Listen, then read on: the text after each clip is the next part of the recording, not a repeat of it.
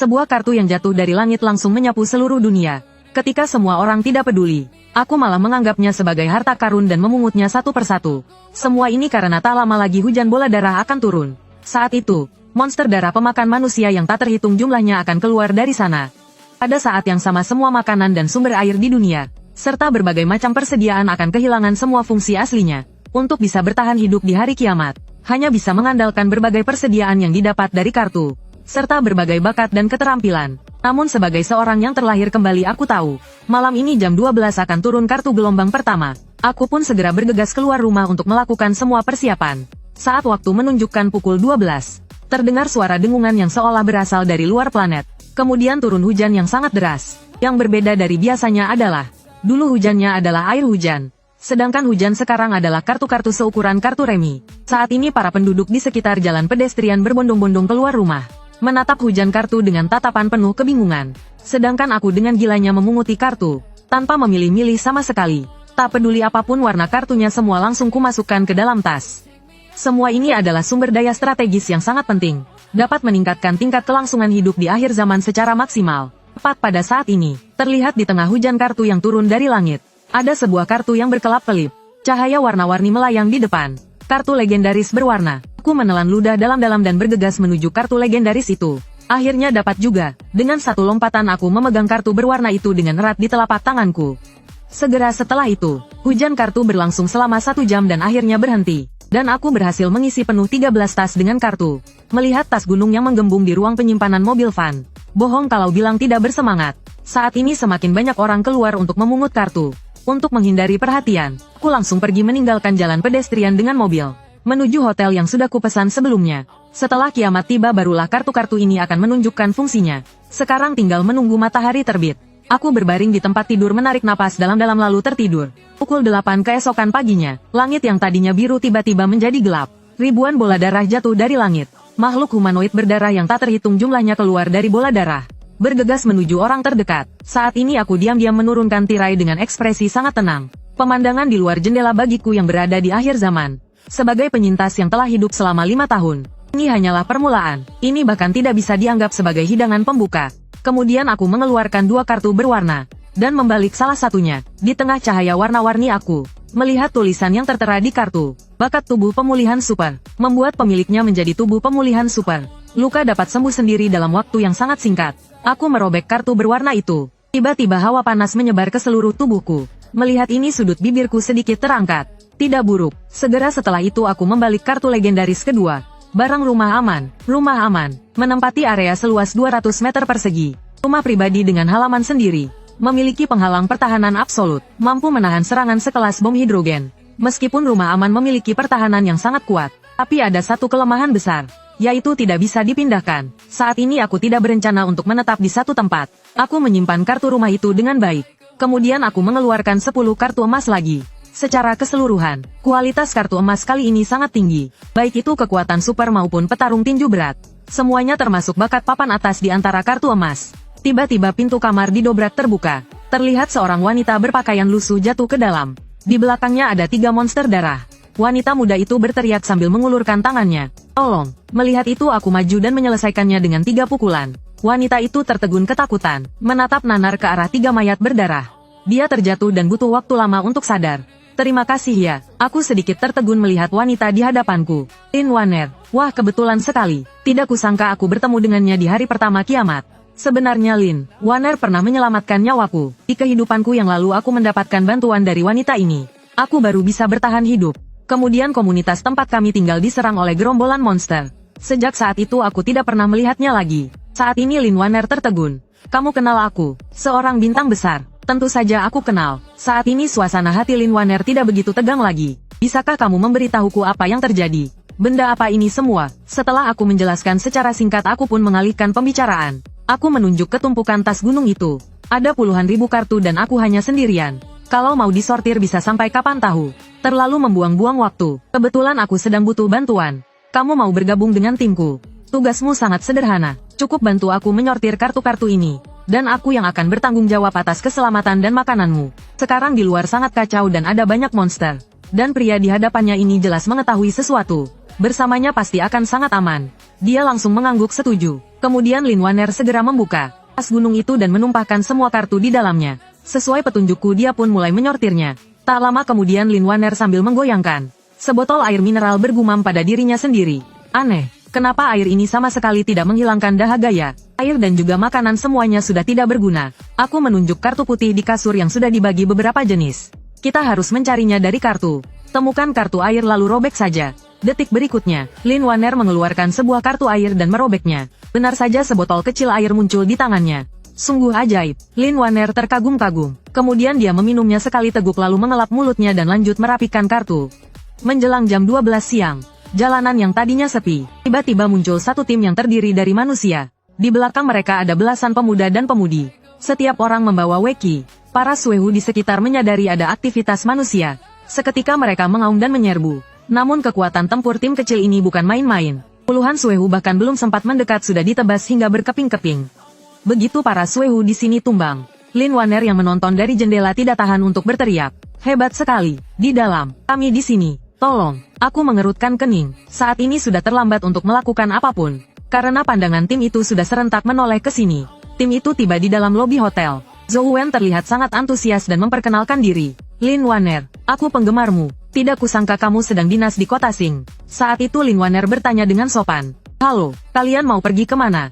Tentu saja membunuh para suehu dan mengambil kartu.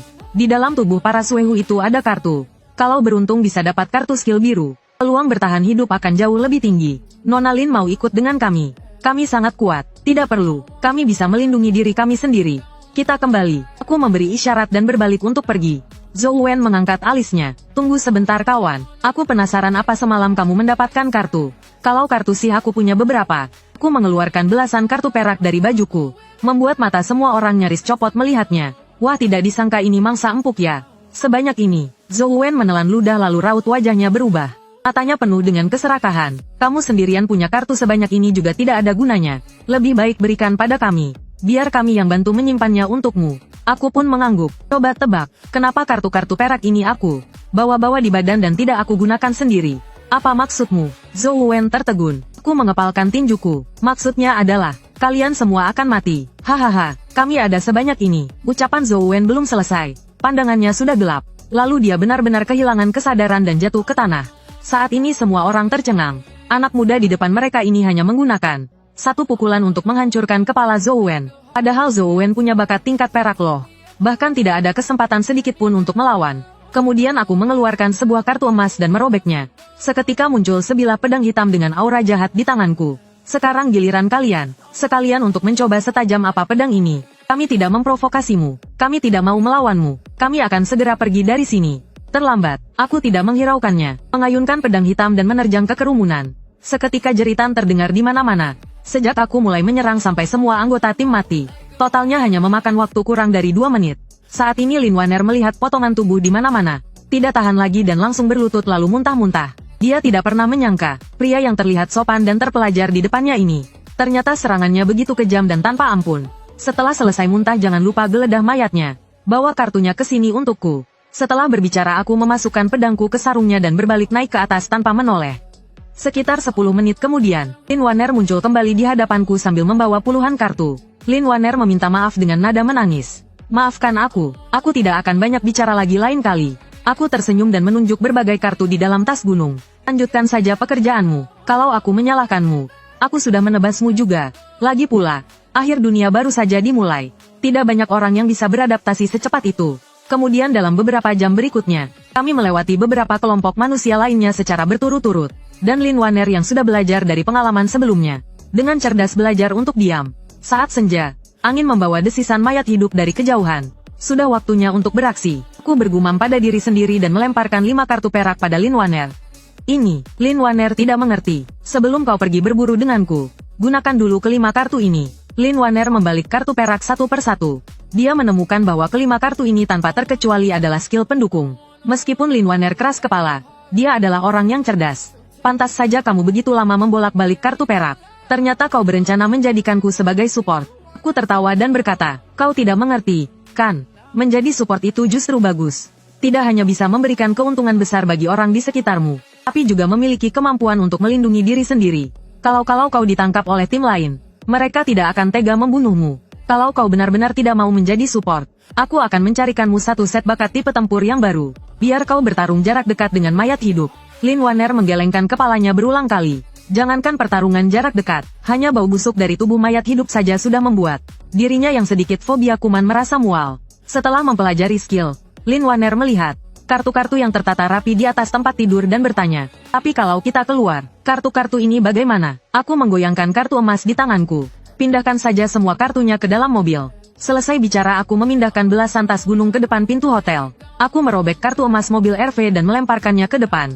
Hanya terdengar suara keras. Sebuah mobil RV ukuran sedang tiba-tiba muncul. Lampu di dalam RV terang benderang seperti siang hari. Lin Wanner dengan teratur terus menyortir kartu-kartu itu. Yin, kita mau pergi kemana? Menurutku, kita sudah punya begitu banyak kartu. Cukup untuk dipakai 1 atau 2 tahun. Tidak perlu mengambil risiko lagi kan? Mencari tempat untuk bersembunyi adalah cara terbaik. Aku menggoyangkan jariku. Bersembunyi sampai akhir. Saat sumber daya habis pasti akan mati. Kalau mau bertahan hidup jangka panjang di akhir dunia harus aktif mencari perbekalan. Dan mempersenjatai diri semaksimal mungkin. Kamu tahu kenapa aku memilih beraksi di malam hari? Lin Wanner menggelengkan kepala. Yin, penguasa darah di malam hari lebih ganas. Kualitas kartu yang dijatuhkan lebih tinggi. Selain itu di malam hari akan muncul sejenis monster baru. Monster baru? Yin, itu apa? Lin Wanner tiba-tiba merasa kulit kepalanya menegang. Secercah rasa takut muncul dari lubuk hatinya. Iblis malam. Kecepatannya tinggi, kekuatannya besar, pertahanannya kuat. Kecuali matanya tidak bisa melihat. Atribut lainnya pada dasarnya sudah maksimal. Setelah Lin Wanner mendengar penjelasanku tentang iblis malam, dia langsung terpaku. Kalau iblis malam begitu menakutkan, kenapa kita masih mau cari masalah dengannya? Risiko tinggi berarti keuntungan besar. Paling jelek iblis malam bisa menjatuhkan kartu perak. Kalau beruntung bisa dapat kartu emas, bahkan kartu pelangi legendaris. Tapi bukannya kamu bilang dia sangat kuat? Tim bersenjata lengkap yang terdiri dari belasan orang saja tidak bisa mengalahkannya. Iblis malam memang sangat kuat. Aku juga tidak lemah. Kita sudah hampir sampai. Nanti kamu bersembunyi saja di dalam mobil dan nyalakan aura. Saat ini, lampu di area perumahan berkedip-kedip. Di tanah kosong yang luas ada 10 zombie. Mereka sedang dengan ganas menggigit mayat. Di antara kerumunan zombie, ada seekor monster raksasa. Tingginya diperkirakan 2-3 meter. Beratnya lebih dari 500 kati. Lin Wanner menutup mulutnya. Matanya melotot lebih besar dari lonceng tembaga. Dia tidak bisa membayangkan bagaimana manusia bisa menang melawan monster seperti ini. Selanjutnya, aku mematikan lampu mobil dan mencabut kuncinya. Mengambil pedang hitam Zanjin dengan satu tangan dan berjalan turun. Aku punya banyak cara untuk menghadapi iblis malam. Cara termudah adalah menggunakan serigala hutan Jackie untuk menembak kepalanya dari jarak jauh. Tapi aku sangat ingin menguji sejauh mana kekuatan bertarungku. Yang terpenting adalah, hadiah membunuh dari jarak dekat jauh lebih baik daripada jarak jauh. Ini adalah hasil yang didapat dari pengujian yang cermat di kehidupanku sebelumnya. Mengikuti dari belakang. Saat jarak antara kedua belah pihak masih 20 meter, para zombie mencium bau tamu tak diundang. Mereka meninggalkan makanan lezat mereka dan bergegas menyerang dengan raungan. Dengan tenang aku menebaskan pedangku secara horizontal. Dengan tebasan lagi, 5 zombie lainnya terbunuh. Lebih dari 20 zombie bahkan tidak bisa menyentuh ujung bajuku sebelum semuanya dibantai. Iblis malam itu menjulurkan lidahnya dan perlahan berbalik menghadapku. Dibandingkan zombie, ia memiliki kecerdasan tertentu. Instingnya memberitahunya, manusia di depannya ini sangat kuat dan harus dihadapi dengan hati-hati. Aku mengibaskan darah dari pedang hitamku dan mengambil langkah pertama. Iblis malam itu juga bergerak. Ia melompat setinggi 7 hingga 8 meter ke arahku untuk menghancurkanku. Mengayunkan cakarnya yang tajam sepanjang 2 kaki dengan ganas. Aku meluncur dan masuk ke bawah iblis malam itu. Pedang hitam Zanjin menusuk ke atas dengan keras. Tanpa ketegangan apapun, tubuh iblis malam itu tertusuk dan jatuh ke tanah. Tapi ia belum mati, melainkan meronta-ronta di tanah. Mencoba bangkit untuk bertarung lagi. Aku segera maju untuk memberikan pukulan terakhir dan menghabisinya. Segera, hasil rampasan dari pertempuran kecil ini keluar.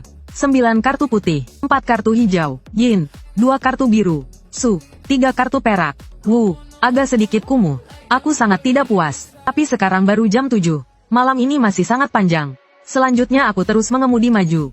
Tiba-tiba aku menginjak rem dengan keras. Lin Wanner menyadari pasti telah terjadi sesuatu. Dia bergegas datang. Su, melalui jendela mobil dia melihat pemandangan yang tak akan terlupakan seumur hidupnya. 200 meter di depan, ada sebuah setinggi 5 hingga 6 meter. Sebuah jantung raksasa berlumuran darah terus berdetak. Di sekitar jantung itu ada ratusan monster darah yang berkeliaran tanpa tujuan. Lin Wanner menutup mulutnya. Matanya dipenuhi ketakutan dan keterkejutan. Apa itu? Kode untuk jadi kaya mendadak. Lin Wanner tertegun sejenak dengan ekspresi khawatir. Bagaimana rencanamu untuk menghadapi benda itu? Kenapa terburu-buru? Saat ini aku duduk di kursi pengemudi, mengamati jantung darah raksasa itu dari kejauhan. Awalnya rencanaku adalah mengemudi ke arah timur, pergi ke kota Hai di sebelah untuk mencari seorang teman. Sayangnya rencana tak berjalan sesuai harapan. Menemukan hal seperti ini di persimpangan jalan. Sebuah jantung darah raksasa yang akan bermetamorfosis. Tentu saja aku tidak rela untuk pergi. Kau harus tahu, tingkat drop kartu dari jantung darah yang telah bermetamorfosis lebih dari 10 kali lipat lebih tinggi dari monster malam jantung darah biasa. Namun satu-satunya masalah sekarang adalah, aku tidak tahu harus menunggu berapa lama sampai jantung darah itu bermetamorfosis. Waktu berlalu perlahan. Dalam sekejap mata beberapa jam telah berlalu. Para monster darah yang tadinya lesu itu tiba-tiba sepertinya menemukan sesuatu. Mereka meraung dan menyerbu ke sisi kanan persimpangan. Detik berikutnya, terdengar serangkaian suara tembakan yang rapat. Gerombolan monster itu hancur berkeping-keping seperti kain lap.